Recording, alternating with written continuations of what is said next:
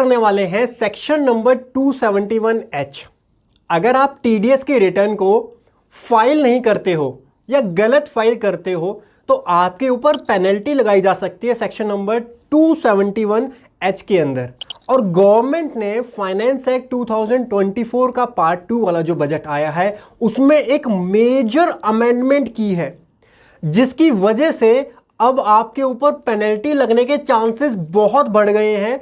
TDS की return अब आपको टाइम से फाइल करनी ही पड़ेगी, अदरवाइज 271H की पेनल्टी, जो कि आपको पहले बहुत कम देखने के लिए मिलती थी, अब आपको हर दूसरे केस में देखने के लिए मिल सकती है। पेनल्टी वाला सेक्शन अभी तक क्या बोलता है 271H का, कि भाई अगर आपकी रिस्पॉन्सिबिलिटी है टीडीएस या टीसीएस की रिटर्न फाइल करने की तो आपको वो within due date file करनी है।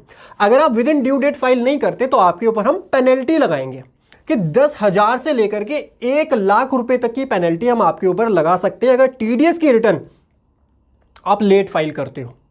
ठीक है, लेकिन वहां पर गवर्नमेंट ने एक एक्सेप्शन डाला हुआ है। एक्सेप्शन ये डाला हुआ है, वो वही एक्सेप्शन आपको इस प्रोविजन, जो ये प्रोविजन बोल रहे हैं ना, sub section 3 of section 271H, उसके अंदर उसके अंदर जो डाला हुआ है कि कोई पेनल्टी लेवी नहीं की जाएगी। No penalty shall be levied if the person prove that after paying TDS along with fees or interest to the credit of the central government, the person has filed TDS return statement before the expiry of 1 year from the time prescribed for the furnishing such statement। कहने का मतलब simple सी चीज है, 271H की penalty आपके ऊपर लगती नहीं है प्रैक्टिकली आज की डेट में। उसका रीजन ये होता है कि अगर आपने लेट भी फाइल की है टीडीएस की रिटर्न तो उस केस में भी होता क्या है कि लेट फाइलिंग के केस में भी 1 साल के अंदर अंदर अगर आपने फाइल कर दी है तो उस केस में आपके ऊपर ये पेनल्टी नहीं लगाई जाती है, और इसीलिए एओ यहां पर पेनल्टी लगाता भी नहीं है। 271H ना मैंडेटरी नहीं है, यहां पर जो वर्डिंग यूज की हुई है वो मे यूज की हुई है, तो शैल यूज नहीं किया गया है, मे यूज किया गया है। तो असेसिंग ऑफिसर के पास राइट है, वो लगा सकता है। ठीक है, इस चीज को आप हमेशा ध्यान में रखिएगा। अब सबसे बड़ा पॉइंट ये था कि 1 साल का टाइम आपको यहां दिया हुआ था, अगर आप लेट भी हो गए लेकिन 1 साल तक आपने, 1 साल के अंदर अंदर वो जो ड्यू डेट है उसके 1 साल के अंदर अंदर अगर आपने वो रिटर्न फाइल कर दी तो आपके ऊपर ये पेनल्टी नहीं लगाई जाएगी।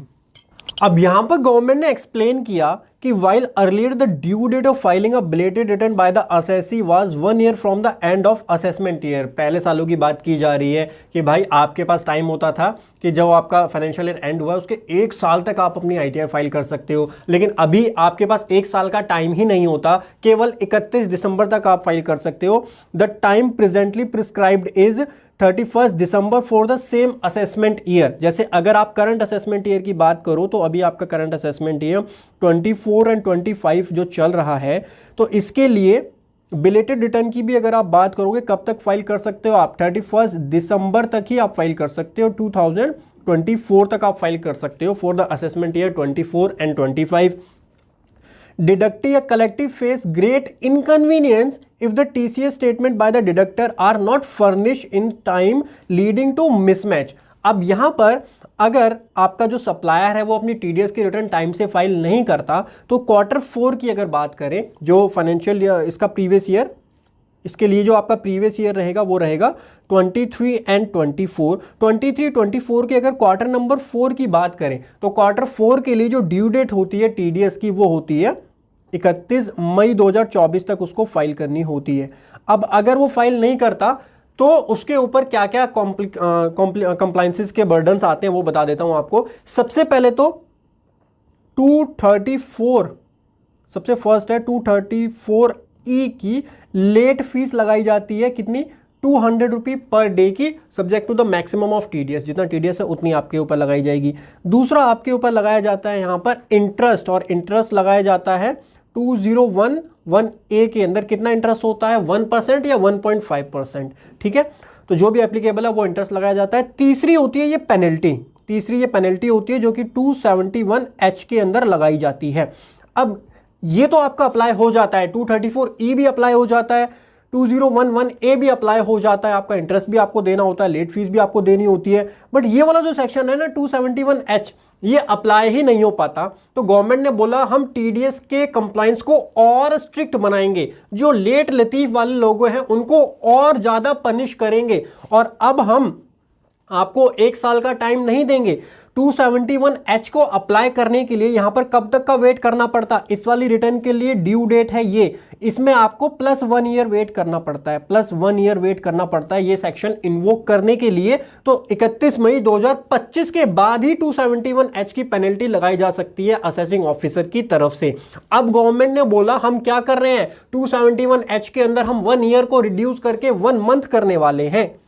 छोटी सी अमेंडमेंट है, किसी का ध्यान भी नहीं गया, लेकिन इस एक अमेंडमेंट की वजह से अब जो 271H को इन्वोक करने की टाइम लिमिट थी वो 31 मई 2025 से घट करके आ गई है।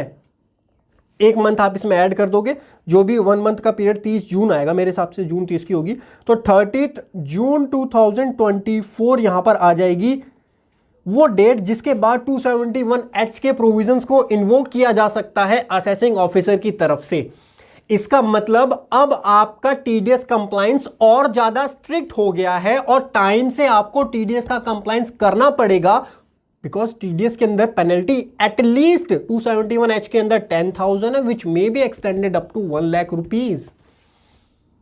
गेटिंग माई पॉइंट, मैं क्या समझाना चाह रहा हूं।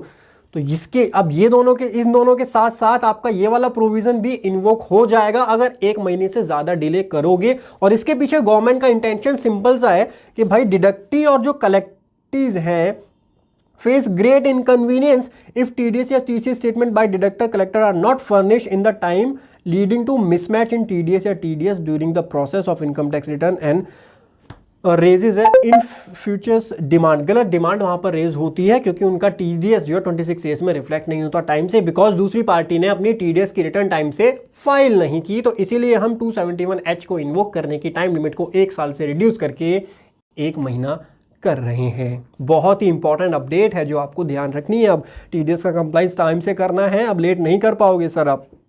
वैसे एक चीज़ मैं क्लैरिफाई कर देता हूँ कि 234E और 2011A are mandatory nature provisions. 271H जो है वो मे वर्डिंग को यूज करता है, तो that is the power given to assessing officer कि वो वहां पर इन्वोक करवा सकता है उसको। तो ऐसा नहीं है हर सिचुएशन में 271H इन्वोक हो जाएगा, उसके लिए असेसिंग ऑफिसर का जो है वहां पर इंटरवेंशन जरूरी है, वही इन्वोक करवा पाएगा 271H को। बट आप एक चीज तो समझो ना कि उसको इन्वोक कराने की जो प्रोबेबिलिटी है वो तो बढ़ गई ना। पहले वो 1 साल हुआ करती थी, अब 1 महीने बाद मतलब इस क्वार्टर के लिए 30 जून 24 हो गई। 30 जून 24 के बाद अगर फाइल करोगे तो भाई आपके ऊपर यहाँ दिक्कत आ जाएगी, आपके ऊपर ये प्रोविजन इन्वोक हो सकता है। To ensure better compliance it is proposed to amend section this subsection of section number 271H to provide that no penalty shall be levy if the person prove that after paying TDS along with fee and interest to the credit of the central government he has filed the TDS statement before the expiry of 1 month। ये पहले 1 year होता था from the time prescribed for furnishing such statement। और ये amendment वैसे कब आने वाली है, 1 अप्रैल 2025 से आने वाली है। तो उसके बाद आप जो भी स्टेटमेंट अपनी फाइल करोगे TDS के लिए, उसमें आपको ध्यान रखना है कि आप ज़्यादा डिले नहीं कर पाओगे अब अपनी TDS की स्टेटमेंट को। आशा करता हूँ गाइस आपको ये अपडेट समझ में आई होंगी जो कि टीडीएस के अंदर आई हैं। मिलता हूँ आपको अगले सेशन में, तब तक हंसते रहिए, मुस्कुराते रहिए। Bye bye, take care.